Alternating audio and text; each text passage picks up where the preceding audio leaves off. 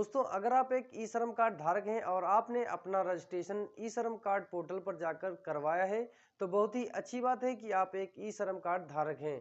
लेकिन दोस्तों, भारत सरकार ने जितनी योजनाएं और लाभ श्रमिक कार्ड पर दी हुई हैं, उतना आजकल किसी भी पोर्टल पर या फिर किसी भी कार्ड पर नहीं दी जाती हैं।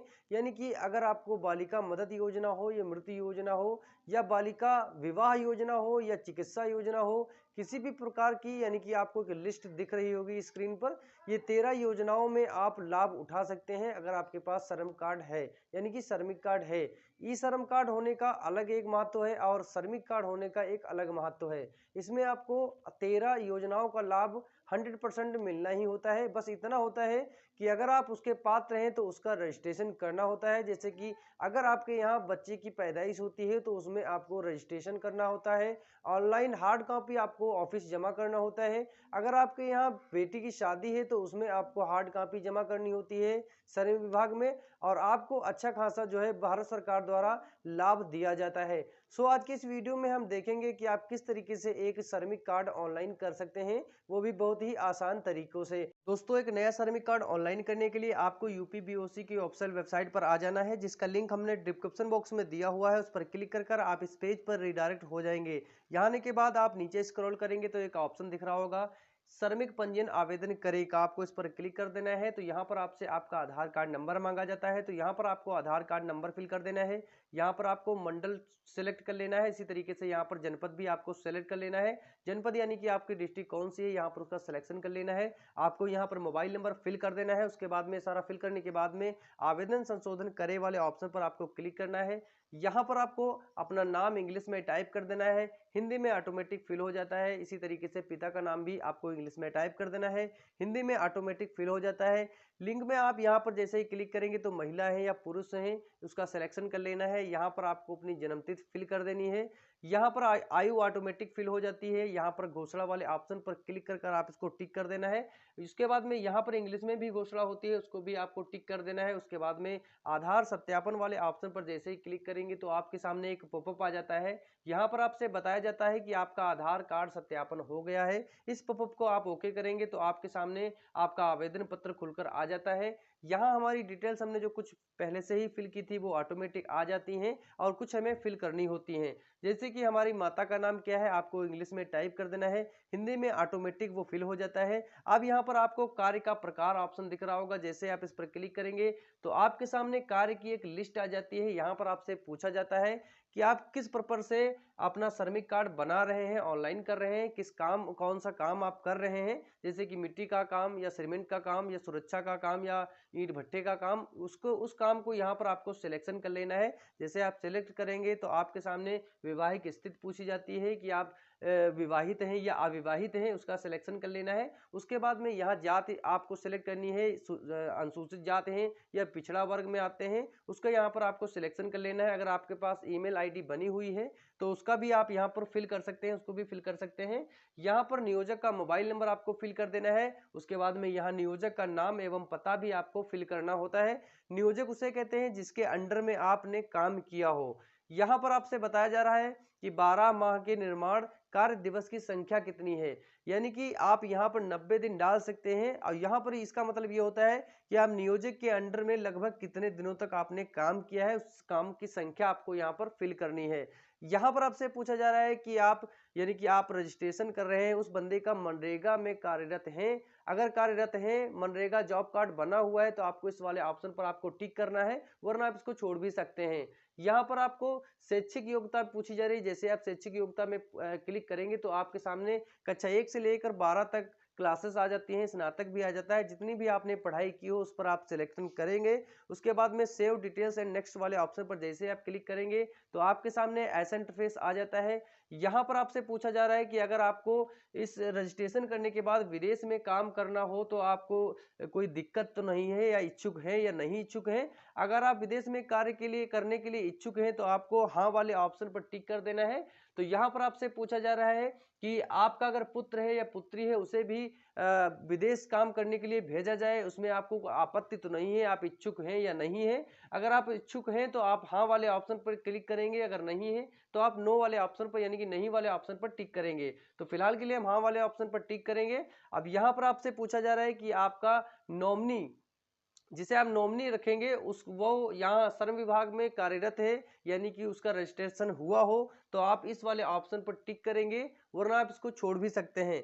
यहाँ पर आप नॉमिनी का नाम फिल करेंगे। नॉमिनी का नाम इंग्लिश में जैसे आप टाइप करेंगे हिंदी में ऑटोमेटिक फिल हो जाएगा। अब यहाँ पर श्रमिक जिसका आप रजिस्ट्रेशन कर रहे हैं उसका नॉमिनी से संबंध क्या है, पत्नी है, पुत्र है, पुत्री है, पति है, पिता है, माता है, भाई है, उसका सिलेक्शन आपको यहाँ पर सेलेक्ट कर लेना है। अब यहाँ पर आपसे पूछा जा रहा है कि आपके परिवार की सदस्य की विवरण दीजिए, कितने सदस्य आपके परिवार में हैं जिस बंदे का आप रजिस्ट्रेशन कर रहे हैं उसका। तो यानी कि अगर आप अपनी पत्नी का नाम फिल कर रहे हैं तो यहाँ पर अपनी पत्नी का नाम इंग्लिश में आपको टाइप कर देना है। यहाँ पर ध्यान दीजिए, अगर आपकी पत्नी या फिर नॉमिनी आपका जो श्रमिक का श्रम विभाग में पहले से रजिस्ट्रेशन उसका हुआ हो तो यहाँ पर आपको उसका पंजीयन संख्या भी आपको फिल करना होता है। अगर वो कभी भी उसने रजिस्ट्रेशन नहीं किया है तो आप इस कॉलम को छोड़ भी सकते हैं। उसका यहाँ पर जैसे आप नाम इंग्लिश में टाइप करेंगे हिंदी में ऑटोमेटिक फिल हो जाएगा। यहाँ पर उसका आधार कार्ड नंबर आपको फिल कर देना है, उसको महिला है या पुरुष से सिलेक्शन कर लेना है, जन्मतिथि उसकी फिल कर देनी है, आयु ऑटोमेटिक आ जाएगा। संबंध श्रमिक से क्या है जिसका रजिस्ट्रेशन कर रहे हैं उससे संबंध क्या है, यहाँ पर उसका सिलेक्शन कर लेना है। जैसे आप शिक्षा वाले ऑप्शन पर क्लिक करेंगे यानी कि शैक्षिक योग्यता में उसका कौन सा कक्षा 1 से लेकर 12 तक जितने भी पढ़ाई की हो उस बंदे ने, जिस बंदे को आप यहाँ पर ऐड कर रहे हैं उसका सिलेक्शन कर लेना है। उसके बाद में जोड़े वाले ऑप्शन पर जैसे ही क्लिक करेंगे तो आपका जो सदस्य होगा यहाँ पर जुड़कर आ जाएगा। उसके बाद में यहाँ पर फिर से फॉर्म खुलकर आएगा, और भी बंदे अगर आपके परिवार में है तो उसको भी यहाँ से आप जोड़ सकते हैं इसी तरीके से। उस जोड़ने के बाद आपको सेव डिटेल्स एंड नेक्स्ट वाले ऑप्शन पर जैसे आप क्लिक करेंगे तो यहाँ पर आपसे बैंक का विवरण पूछा जा रहा है, यानी कि आप यहाँ पर बैंक खाता संख्या अपनी फिल करेंगे। आईएफएससी कोड जैसे ही आप डालेंगे, बैंक का नाम और शाखा वो ऑटोमेटिक यहाँ पर फिल हो जाता है। यहाँ खाते का प्रकार जो आपका सेलेक्ट करने के लिए बताया जा रहा है, तो यहाँ पर आपका चालू खाता सेलेक्ट करना है। यहाँ पर आपको डॉक्यूमेंट कुछ होते हैं जो कि यहाँ पर श्रमिक का फोटो भी अपलोड करना होता है। यहाँ पर आपका श्रमिक कार्ड का जो आधार कार्ड होता है वो स्व प्रमाणित करके यहाँ पर अपलोड करना होता है। यहाँ पर आपको बताया जा रहा है कि प्रमाणित बैंक पासबुक भी आपको अपलोड करनी है, यानी कि बैंक पासबुक जो आपकी होती है उसको भी यहाँ पर आपको अपलोड करनी है। यहाँ पर घोषणा प्रमाण पत्र की प्रति अपलोड करें, यानी कि आपको घोषणा पत्र कहाँ से मिलेगा तो आपको घबराने की जरूरत नहीं है। यहाँ पर आपको वेबसाइट के ऊपर डाउनलोड करे का ऑप्शन दिख रहा होगा, जैसे आप इस पर क्लिक करेंगे तो आपका जो श्रमिक का पंजीयन घोषणा पत्र है वो खुलकर आ जाता है। इसे आप प्रिंट करके यहाँ पर आप भरेंगे अपना, यहाँ पर आपको अपना नाम फिल कर देना है, पुत्र है, पति है या फिर पिता का नाम यहाँ पर फिल करेंगे, अपना एड्रेस फिल करेंगे, जिला, तहसील, ब्लॉक भी फिल करेंगे। उसके बाद में यहाँ पर आप नीचे अपने दस्तखत करेंगे, सिग्नेचर करेंगे, नाम फिल करेंगे, पिता का नाम फिल करेंगे, मोबाइल नंबर फिल करेंगे। इतना करने के बाद आप यहाँ पर अपलोड करेंगे। अपलोड करते ही यहाँ पर देख सकते हैं नियोजक प्रमाण पत्र की प्रतिलिपि भी आपको अपलोड करनी है। नियोजक प्रमाण पत्र हमने आपको बताया जिसके अंडर में आपने काम किया होगा, वो बंदा सादे पन्ने पर भी लिखकर अगर दे देगा, मोहर लगा देगा, तो आपका नियोजक प्रमाण पत्र वो मान्य हो जाएगा। अन्यथा आप अगर इसको डाउनलोड करना चाहें तो वीडियो के डिस्क्रिप्शन बॉक्स में इसका भी लिंक दिया हुआ है, इस फॉर्म को भी आप डाउनलोड कर सकते हैं। इतना सब करने के बाद, अपलोड करने के बाद आपको सेव डिटेल्स एंड नेक्स्ट वाले ऑप्शन पर क्लिक करना है। जैसे आप क्लिक करेंगे तो यहाँ पर आपको रजिस्ट्रेशन की शुल्क जो है जमा करना होता है, रजिस्ट्रेशन फीस जमा करना होता है। जैसे कि आप देख सकते हैं पंजीयन शुल्क का विवरण, आपको एक रजिस्ट्रेशन का 20 रुपए चालान जो है जमा करना होता है। अब आपको यहाँ पर देख सकते हैं, यहाँ पर घोषणा का ऑप्शन दिख रहा होगा, तो सिंपल से आपको इस घोषणा वाले ऑप्शन पर टिक कर देना है। दूसरे पे भी टिक कर देना है, तीसरे भी, चौथे भी, पांचवे पे भी आपको इस घोषणा पर टिक कर देना है। टिक करने के बाद आपको फाइनल सेव वाले ऑप्शन पर आपको क्लिक करना है।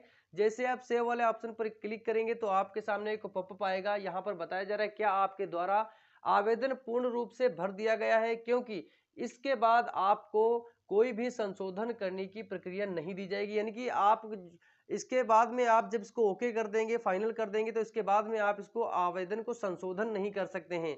तो आपने अगर सही से फिल किया है तो आप इसको ओके करेंगे। ओके करने के बाद आपके सामने यहाँ पर लिखकर आ जाएगा आपकी पंजीयन आवेदन का रेफरेंस नंबर यहाँ पर है, कृपया भुगतान करें पर क्लिक करें या अपना आवेदन पूर्ण करें। अब आपको भुगतान करें वाले ऑप्शन पर क्लिक करना है। जैसे आप इस पर क्लिक करेंगे तो यहाँ पर आपको अपने क्रेडिट कार्ड से या डेबिट कार्ड से या नेट बैंकिंग से या वॉलेट से या किसी भी प्रकार से यहाँ पर आप पेमेंट कर सकते हैं। आपका जो पेमेंट है वो 40 रुपये पे करना होगा। यहाँ पर हम क्यूआर कोड से पेमेंट करना चाहेंगे तो हम क्यूआर कोड वाले ऑप्शन पर क्लिक करेंगे तो यहाँ पर हमको इस वाले ऑप्शन पर टिक करके मेक पेमेंट वाले ऑप्शन पर क्लिक करना है और हमारा जो पेमेंट के लिए यहाँ पर एक बार कोड भी आ जाता है। हम अपने मोबाइल से स्कैन कर यहाँ पर पेमेंट कर सकते हैं या फिर यहाँ पर अपनी यूपीआई आईडी डालकर मेक पेमेंट पर क्लिक कर यहाँ पर आप पेमेंट पे कर सकते हैं। जैसे आप पेमेंट पे करेंगे तो आपके सामने यहाँ पर यूपी बीओसी की तरफ से थैंक यू का एक ऑप्शन आएगा, आवेदन संख्या आपकी यहाँ पर आ जाएगा, पंजीयन शुल्क की रसीद यानी कि यहाँ पर आपको आपके सामने बनकर आ जाएगी। आप इसको प्रिंट करके अपने कस्टमर को भी दे सकते हैं। तो इस तरीके से आप एक नया श्रमिक कार्ड ऑनलाइन कर सकते हैं। आशा करता हूँ वीडियो आप लोगों को काफी पसंद आया होगा। अगर पसंद आया तो वीडियो को लाइक करें, अपने फ्रेंड के साथ शेयर करें। चैनल पर अगर नए हो तो चैनल को सब्सक्राइब करके बेल आइकन को प्रेस करना ना भूलें।